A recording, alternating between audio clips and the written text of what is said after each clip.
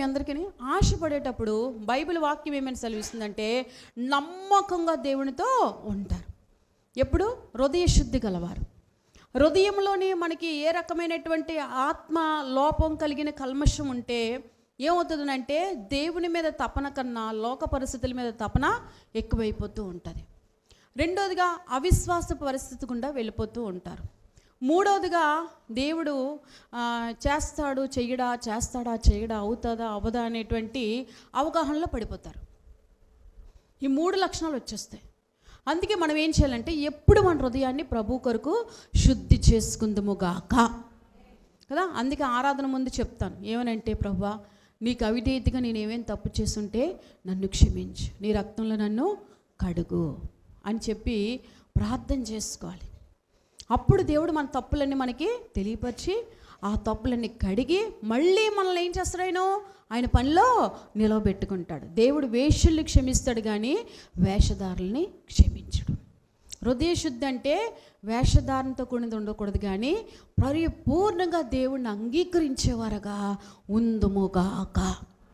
ఆయన నామాన్ని ఎక్కడైనా ఎవరైనా తక్కువ చేసి మాట్లాడిన మనం ఒప్పుకోకూడదు. ఏమనంటే అమ్మా దేవుడు మంచివాడమ్మా, వారు చేసిన పనులు పెట్టి వారికి అలాగలగి ఉంటుందేమో కానీ దేవుడు ఎప్పుడు అన్యాయస్తుడు కాదమ్మా అని చెప్పేవారుగా మనం ఉండాలి. అప్పుడు మనం హృదయపూర్వకంగా ఎవరు నమ్మిన వారు అవుతాం? మోషే కూడా అలాగే నమ్మాడంట. అలా నమ్మబట్టి దేవుడు మోషే గురించి ఏమైనా సర్టిఫై చేశాడు?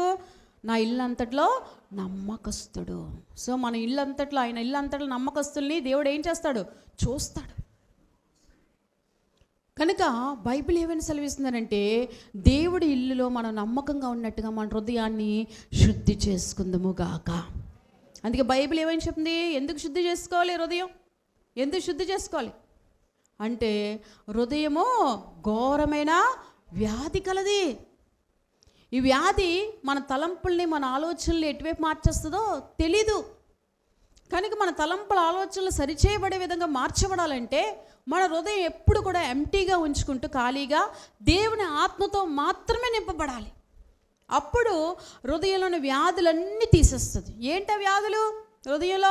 హృదయానికి ఏమైనా జబ్బు ఉందేంటి, గుండె ప్రాబ్లం ఏమైనా ఉందేమో టెస్టులు చేయించుకుందాం అనుకోకండి, కంగారు పడిపోకండి. అంటే ఏంటి అని అంటే హృదయంలో ఆత్మకి విరోధమైన ఆలోచన, ఆత్మకు విరోధమైన తలంపు, ఆత్మకు విరోధమైనటువంటి మనుగడ, అది ఏదంటే మీ ఆత్మకి మీకు దేవునికి సాక్ష్యం. ఒక్కొక్కరికి ఒక్కొక్కటి ఉంటుంది, అందరికీ ఒకటే ఉంటుందని నేను చెప్పను. హృదయం అయితే ఒకటే కానీ అందులో ఉన్న స్థితిగతులు పరిస్థితులు వేరుగా ఉంటాయి. అది మీరు దేవుడు కూర్చొని అడిగితే దేవుడు చెప్తాడు కదా. ఒక చర్చిలో యవనస్తులు ఉంటారు, మీకు తెలుసు ఎలా పెంచుతాను యవనస్తుల్ని. తప్పు చేస్తే ఒప్పుకోను, ఇక్కడ ఉన్న యవనస్తుల్ని పట్టించుకోను కానీ, ఎందుకంటే పట్టించుకున్న వాళ్ళు కనబడరు. హల్లి చెప్పండి. మరి చెక్కుమారు ఒక పేరు కానీ ఒక బాధ్యత కానీ అప్పచెప్పమంటే కనబడరు. వాళ్ళకి భయమో తెలియదు, ఉన్నోళ్ళు భయపెట్టి ఆపేస్తున్నారో తెలియదు. మొత్తం మీద ఇద్దరిలో ఆత్మలోపం ఉంది.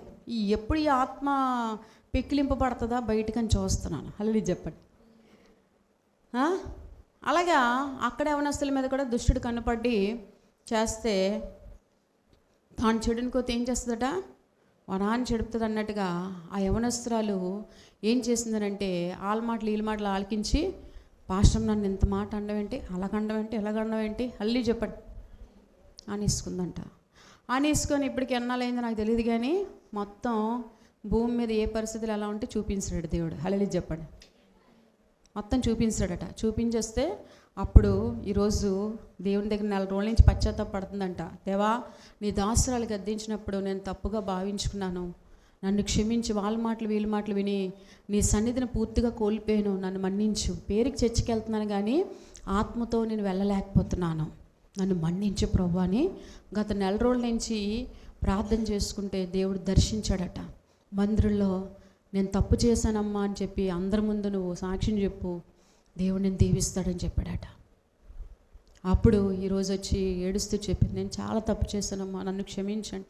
మీరు గద్దించినప్పుడు నేను ఏదో అనుకున్నాను కానీ అందులో ఎంత మర్మం ఉంటుందని నాకు తెలియలేదు, అనుభవించాక నాకు తెలిసింది. యవనస్తులందరికీ చెప్తున్నాను, పాస్టర్ గారు ఏదైనా చెప్పారంటే ఆవిడ మన క్షేమం కోరే తల్లి, ఎవరు వ్యతిరేకించకండి, నేను అనుభవించిన బాధని మీరు అనుభవించకండి, ఆవిడ గర్తింపుకు లోపడండి అన్నది. చెప్పుడోడు మాటలు వింటే ఎవడిపోతాడండి?